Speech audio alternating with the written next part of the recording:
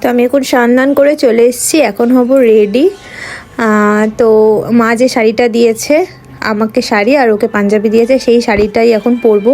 আর এই যে আমার হেল্পিং হ্যান্ড, ও ছাড়া আমি রেডি হতে একেবারেই অক্ষম। ও আমাকে না হেল্প করলে আমি কিছুই করতে পারবো না। তো এখন শাড়িটাকে ড্রাপিং করছে, আমি তার মধ্যে একটুখানি রেডি হয়ে নিই, কারণ ওদিকে ব্রাহ্মণ চলে এসছে, কিছুক্ষণের মধ্যেই ডাকবে। আর এই যে আমার আগে উনি এসে ঠিক রেডি হয়ে নিচ্ছে, কারণ ওনাকেও যে সঙ্গে লাগবে। তো উনি বারবার বলছে যে আমার কি দরকার, আমার কেন রেডি হতে হবে, কিন্তু ওনাকেও তো সঙ্গে যেতে হবে, সব কিছু নিয়মে ওকে লাগবে। জীবনে প্রথমবার এই সমস্ত নিয়ম পালন একটা অন্যরকমের অনুভূতি, তাই না?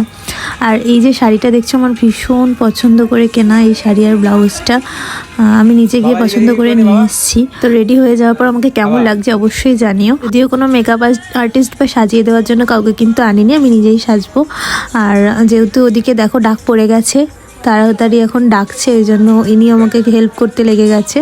তাড়াতাড়ি এখন রেডি হয়ে নিচে যাব। বাবা রেডি হয়ে গেছে, মাকে রেডি করছে এখন।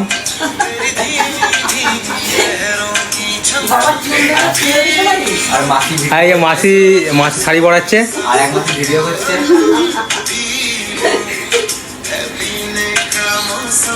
আর কি আছে?